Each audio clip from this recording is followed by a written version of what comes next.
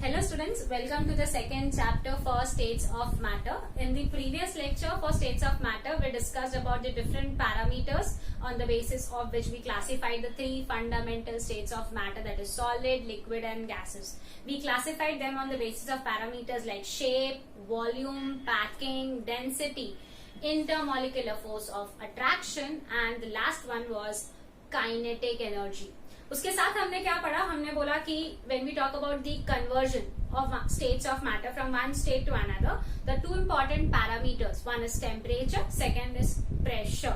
तो अगर हम लोगों को बैलेंस रखना है between the three states of matter, the two important parameters were kinetic energy and intermolecular force of attraction. So on the basis of that, if we talk about the intermolecular forces of attraction, हमने देखा कि intermolecular forces of attraction में दो major types हैं. एक है polar interactions and the other one is non-polar interactions. Polar interactions वो है जहां पे charges हैं, non-polar मतलब जहां पे charges नहीं है. Here, when we talk about polar interaction, हमारे पास तीन टाइप है. One is dipole-dipole, dipole-induced dipole and third is ion-dipole interaction. हमने first type dipole-dipole interaction first lecture में पढ़ लिया. तो अब जब सेकेंड लेक्चर है, we are going to start with dipole-induced dipole interaction. When I say dipole, मैंने बोला था मॉलिक्यूल के पास दो पोल्स हैं, दो चार्ज हैं, मतलब मॉलिक्यूल पोलर है. इंड्यूस डाइपोल मतलब उसके पास चार्ज नहीं है, हमने इंड्यूस किया, हमने प्रोड्यूस किया, मतलब मॉलिक्यूल के पास चार्ज नहीं है, मतलब it is no charge, no pole, मतलब I can say the molecule is non polar. So here we are going to start with dipole induce dipole interaction in detail. Now you can see when I say dipole मतलब polar molecule and induce dipole मतलब non polar molecule. तो here the question is what will happen when a polar molecule जिसके पास dipole moment है और एक non polar molecule जिसके पास dipole moment नहीं है. If you remember dipole moment was mu is equal to Q into N. Q मतलब charge, अगर charge है तो डाइपोल मोमेंट है, चार्ज ही नहीं है तो डाइपोल मोमेंट जीरो है. तो what will happen if you have a polar molecule जिसके पास चार्ज है और एक नॉन पोलर मॉलिक्यूल जिसके पास चार्ज नहीं है, when they come closure. Now, when I say non-polar molecule, you know non-polar मतलब molecule मतलब कोई भी molecule हो सकता है. We have studied everything around us is matter. Matter is made up of what? Matter is made up of small tiny particles we call as atoms. और हर atom के center में क्या होता है? Nucleus. Nucleus में क्या होता है? Proton and neutron. प्रोटॉन का चार्ज पॉजिटिव, न्यूट्रॉन का चार्ज न्यूट्रल, मतलब न्यूक्लियस का चार्ज पॉजिटिव हो गया and the electrons which are revolving around it will have negative charge. तो व्हेन अ पोलर मॉलिक्यूल जिसके पास चार्ज है और एक नॉन पोलर मॉलिक्यूल जिसके पास कुछ भी चार्ज नहीं है, when they come closer, like जब हम लोग एक पोलर मॉलिक्यूल एक नॉन पोलर मॉलिक्यूल को कंप्रेस करके नजदीक ला रहे हैं, तो what will happen, they will collide with each other. When they collide with each other, जो collision है वो एक instant, बहुत fraction of second से भी कम टाइम के लिए लास्ट करता है. तो अगर ऐसा होता है कि एक polar molecule non polar molecule के नजदीक आएगा, तो what happens is, I said कि नॉन पोलर मॉलिक्यूल के सेंटर में क्या रहेगा, nucleus, and it will have electrons revolving around it. तो यू कैन सी अगर ये दोनों एक दूसरे के साथ कोलाइड करता है तो ये नेगेटिव चार्ज है और इलेक्ट्रॉन का चार्ज भी क्या है, नेगेटिव. नेगेटिव नेगेटिव क्या करेगा, repel. You can see again, you can सी अगर ये नेगेटिव के नजदीक आएगा तो ये नेगेटिव चार्ज क्या कर रहा है, रिपेल. मतलब एक इंस्टेंट के लिए, बहुत कम टाइम के लिए, फ्रैक्शन ऑफ सेकेंड के लिए सारा का सारा नेगेटिव चार्ज यहाँ पे आ गया. अगर सारा का सारा नेगेटिव चार्ज यहाँ आ गया तो सारा का सारा पॉजिटिव चार्ज यहाँ हो जाएगा. मतलब एक इंस्टेंट के लिए ये मॉलिक्यूल के पास चार्ज डेवलप हुआ. मतलब आई कैन से ये जो मॉलिक्यूल जो चार्ज था उसने क्या किया, ये नॉन पोलर मॉलिक्यूल में चार्ज प्रोड्यूस किया, और आई कैन से प्रोड्यूस ने तो क्या किया, इंड्यूस किया. अब जब इंड्यूस किया तो इसने मॉलिक्यूल में भी पोलैरिटी आ गई. तो we can see this charge molecule induced charge in the molecule which is uncharged, which is non polar. तो ये मॉलिक्यूल के पास पार्शियल नेगेटिव चार्ज है, ये मॉलिक्यूल के पास भी पार्शियल पॉजिटिव है, ऑपोजिट चार्जेस क्या करेंगे, they are going to interact, and ये जो इंटरैक्शन डेवलप होता है between a polar molecule and a non polar molecule, तो you can see polar molecule मतलब I can say it is dipole, and ये non polar में हमने क्या किया, पोलैरिटी इंड्यूस किया, मतलब I can say it is induced dipole, therefore we call it as what, dipole induced dipole interaction. So we can say dipole induced dipole interaction is what, it is a force of attraction between a polar molecule having dipole moment, between a polar molecule having permanent dipole moment, and between a non-polar molecule having zero dipole moment. So we saw over here when two molecules, when a polar molecule comes in contact with a non-polar molecule, it will distort its electronic cloud. Electronic cloud मतलब वो space जहां पे electrons revolve कर रहे हैं, तो distort मतलब क्या करेंगे, इसको डिस्टर्ब करेंगे, एंड जब वो डिस्टर्ब करते हैं तो it develops temporary dipole, temporary मतलब थोड़े से देर के लिए वो चार्ज डेवलप करेंगे, and this is referred as dipole induced dipole interaction. You can see over here, यहाँ पे in the picture we can see जब एक पोलर मॉलिक्यूल एक नॉन पोलर को हिट करा, you can see that picture very good अच्छे से. एक पोलर मॉलिक्यूल जब एक नॉन पोलर के कांटेक्ट में आता है तो वो उसे पोलर बनाता है, बट कितने देर के लिए, बहुत कम टाइम के लिए, it is only for a fraction of seconds, for that instant only.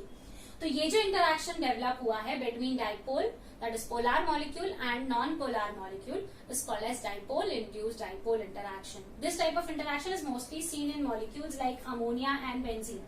Ammonia polar है, you can see, and electronegative, and benzene में कुछ भी electronegative नहीं है, like phone call नहीं है, and therefore we say it is non-polar. So you can put the heading as dipole induced dipole interaction. You can write down the definition and the example. So this was with respect to dipole induced dipole. Moving to the next one. हमने dipole कर लिया, हमने dipole induced dipole कर लिया, तो will move to the third one, that is ion dipole interaction. Now when I say ion dipole interaction, हमने dipole पढ़ लिया है. डाइपोल मतलब मॉलिक्यूल के पास क्या है, दो पोल मतलब दो charge. When I say ion, you know ions are what, they are charged species, और I can say are charged atoms. Atom charge कब होता है, जब वो या तो इलेक्ट्रॉन गेन करेगा या तो लूज करेगा. तो you can see ions are what, charge species, where as atoms are electrically neutral. तो if I talk about ions, we know ions कैसे बनते हैं. जब भी whenever an atom loses electron, whenever an atom loses electron, we call it as cation, that is positive charge, and whenever an atom gains an electron, we call it as negative charge. क्योंकि electron lose करेगा तो positive charge बढ़ जाता है, therefore positively charged cation. Electron gain किया मतलब negative charge बढ़ गया, and therefore negatively charged ion is called as an ion. To understand ion dipole interaction very well, we have taken over here a beaker containing water. अभी पानी में हम लोग क्या करेंगे, we'll add salt. When you add salt to the beaker, you know salt is NaCl. जैसे ही आपने salt को beaker में डाला, you can see this salt NaCl will dissociate to give you two ions, Na plus and Cl minus. हमें क्या मिलेगा, दो ions present रहेंगे. तो you can see when I add salt to water, मुझे बहुत सारे Na+ और Cl- आयंस मिलेंगे which have been surrounded by water molecules. तो अगर मैं बोलती हूँ आयन डाइपोल इंटरैक्शन, हमारे पास सबसे पहले आ गया आयन क्या है, Na+ Cl-. What about dipole, dipole कहाँ है, you can see Na+ Cl- we have dissolved it in water. Water का फॉर्मूला क्या है, H2O. When I say water, the formula is H2O. You know, oxygen is the second most electronegative element. Phone call, FONCL. Second most electronegative है. अगर electronegative है, तो उसका tendency क्या रहेगा, to attract the shared pair of electron. अगर उसने electron attract कर लिया तो चार्ज कौन सा आ गया, पार्शियल नेगेटिव. तो ऑटोमेटिकली हाइड्रोजन के पास क्या आ गया, पार्शियल पॉजिटिव. मतलब इसके पास चार्जेस हैं, स्लाइट चार्जेस हैं, पार्शियल चार्जेस हैं, मतलब मैं इसको बोल सकती हूँ डाइपोल मॉलिक्यूल. तो this becomes your dipole, this is my ion. तो इन दोनों के बीच में यू कैन सी चार्ज इसके पास भी है, वाटर के पास भी चार्ज है. तो ये जो इंटरैक्शन डेवलप होगा between ion and the polar molecule, will be termed as ion dipole interaction. So we can say ion dipole interaction is what? It is the interaction between any ion. It is the interaction between any ion and the opposite end of polar molecule. Opposite end of polar molecule.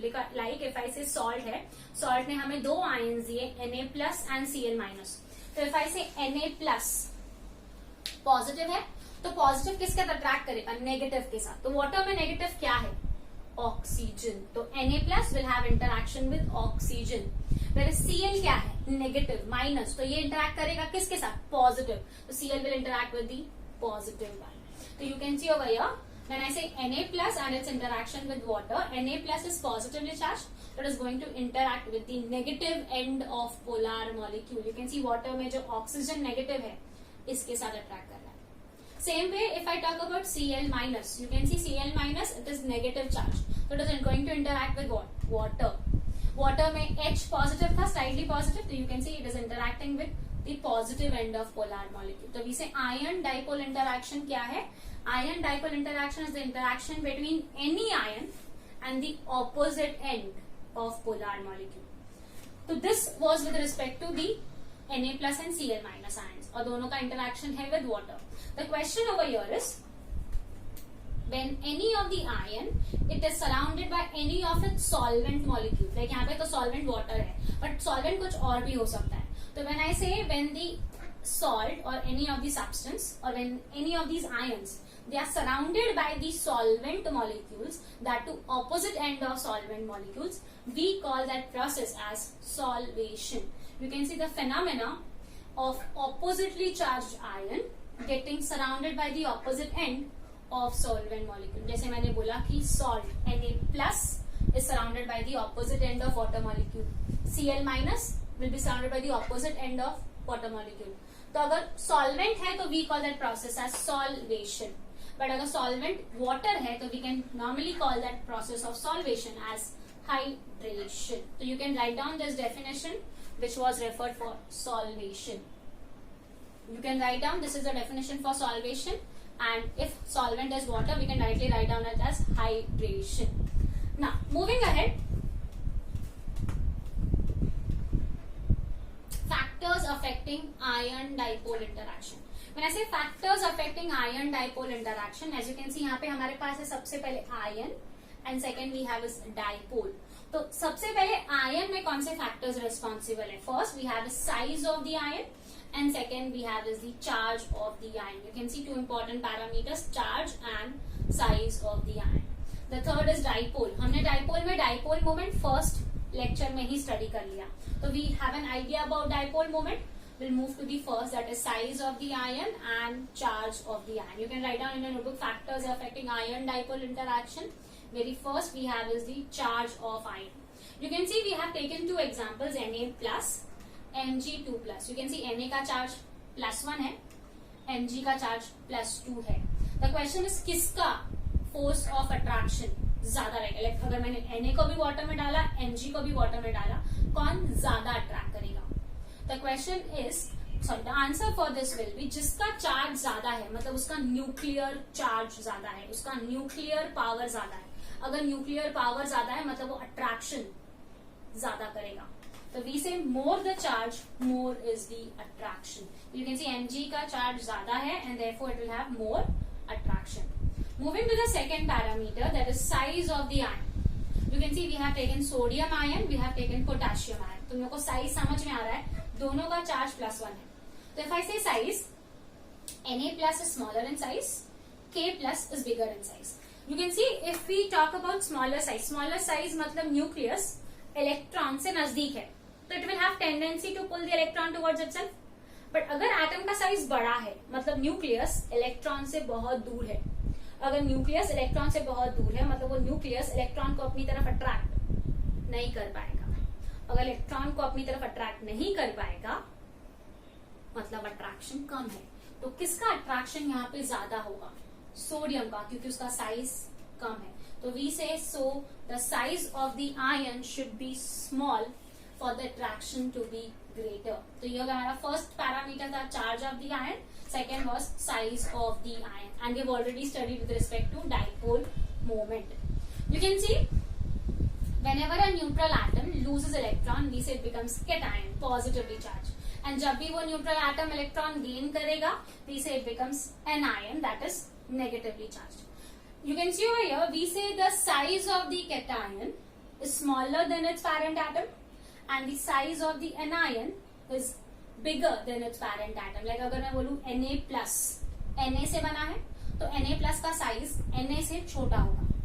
Cl minus, Cl से बना है, Cl minus का size उससे बड़ा होगा. And if I talk about the cation and anion, we say the size of the cation is smaller than the anion at the extreme ends across a period. मतलब अगर वो isoelectronic है और दोनों का नंबर ऑफ इलेक्ट्रॉन सेम है at that case, और फिर ऐसे at the extreme ends across a period, तो cation का साइज बहुत छोटा होगा और anion का साइज बिगर होगा. तो in this case if I से Na+ है और Cl- है, दोनों में से किसका इंटरैक्शन ज्यादा स्ट्रॉन्ग है विद वाटर?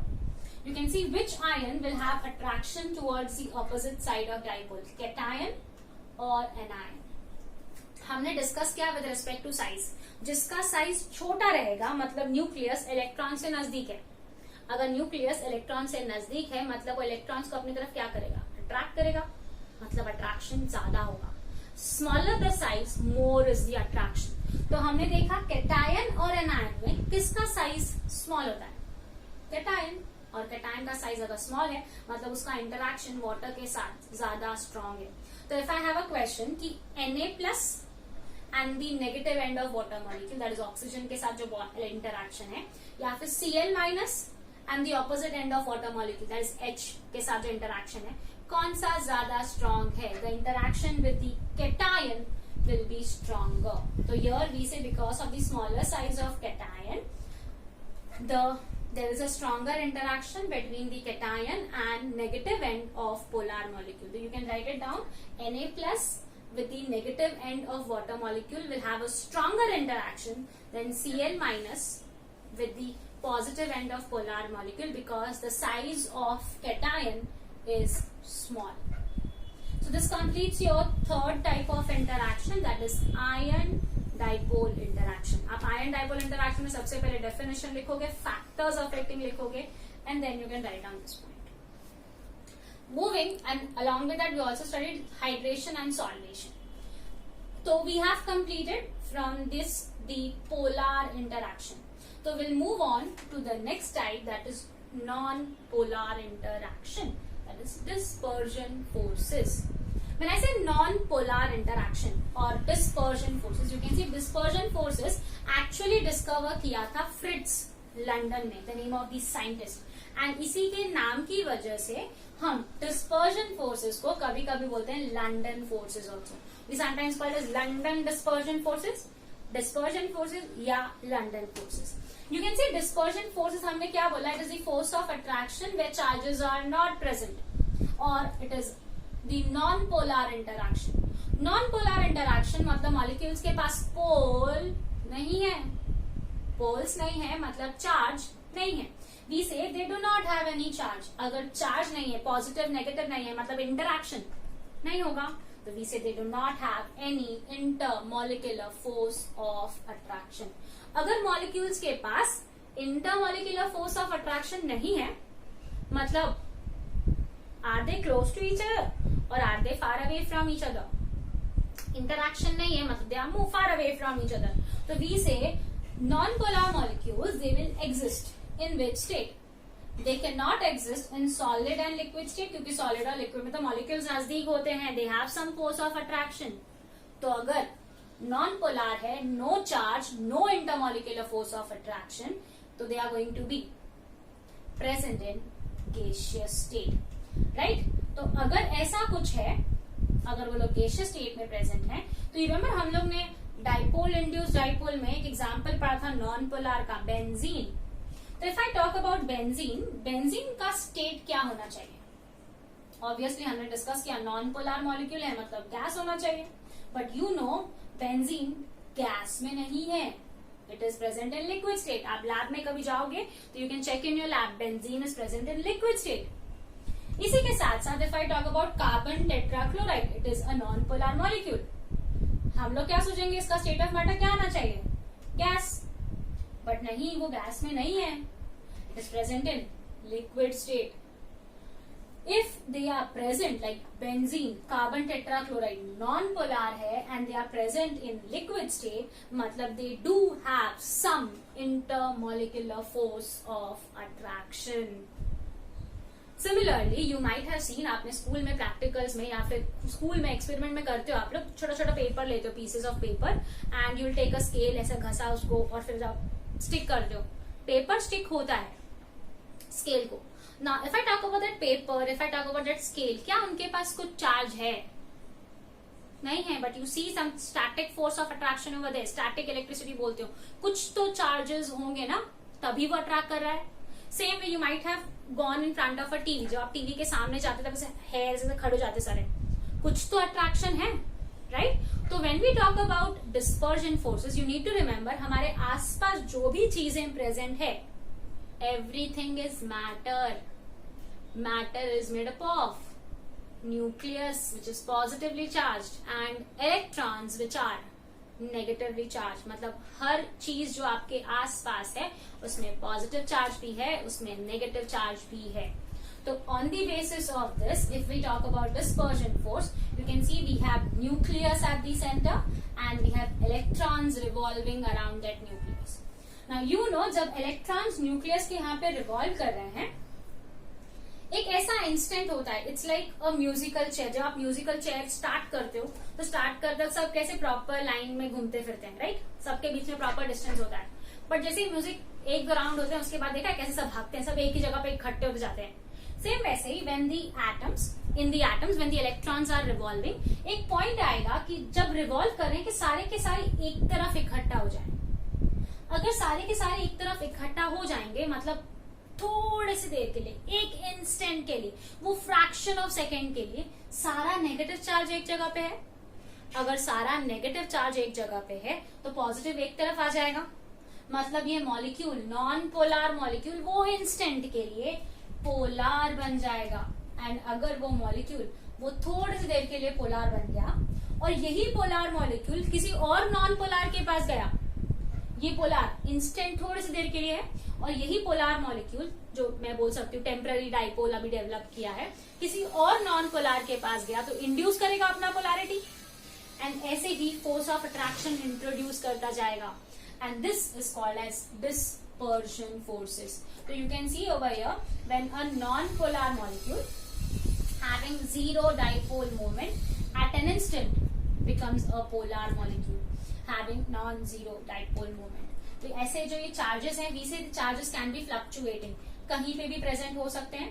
तो अगर जो ये डाइपोल मोमेंट डेवलप कर रहे हैं, we call it as instantaneous dipole moment. Instantaneous because it is for that instant only, for that certain small time interval के लिए ही प्रेजेंट है. तो we say these charges they are fluctuating और they are continuously moving your and you can see एक एक कहाँ पे डेवलप होते जा रहा है. तो charges are continuously fluctuating. So you can see when we talk about this a symmetrical distribution, due to constant motion of electrons, an atom or a molecule develops a temporary dipole. Symmetrical है और एक instant के लिए वो क्या हो जाएगा, unsymmetrical, मतलब वो चार्जेस डेवलप करेगा.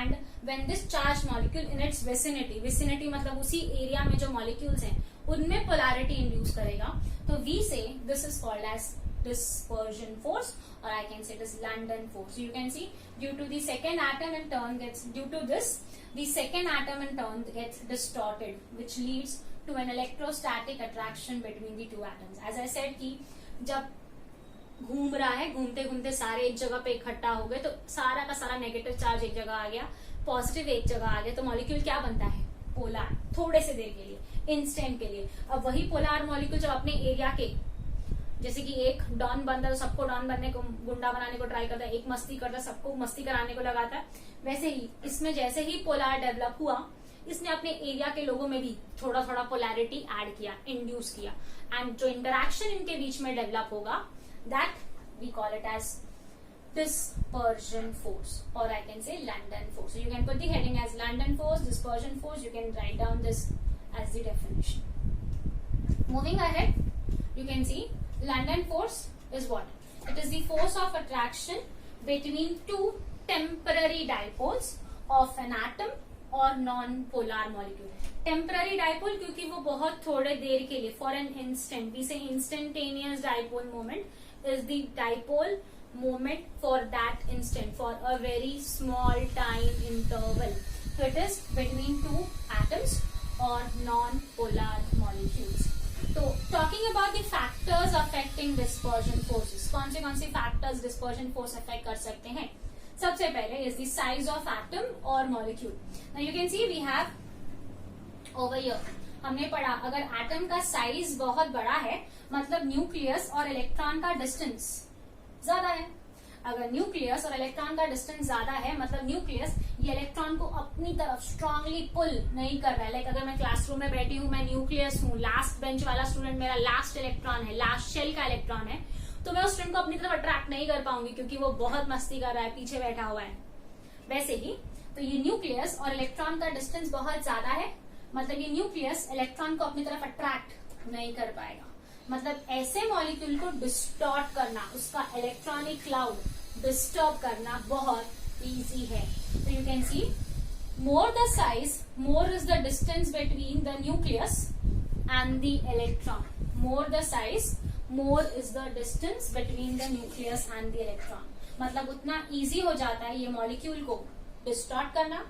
जितना इजीली आप डिस्टॉर्ट करोगे मॉलिक्यूल उतना इजीली डाइपोल बन जाएगा. तो we say more the size of the molecule, bigger the size of the molecule, it is very easy to distort the molecule. मतलब मॉलिक्यूल को हम बहुत इजीली पोलराइज कर सकते हैं and that is will help you in making the molecule a polar molecule.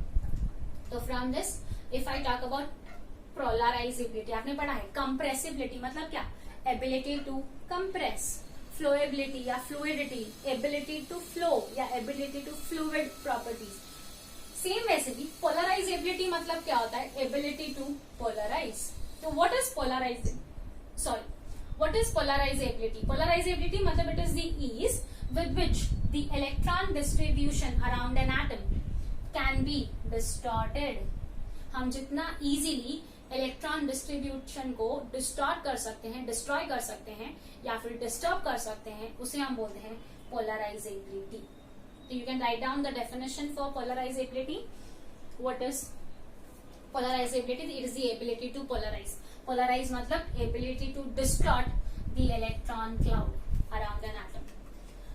Factors affecting dispersion force में first हमने पढ़ लिया size of the atom, right? We studied more the size, easily the molecule is polarized, and if the molecule is easily polarized, more is the attraction.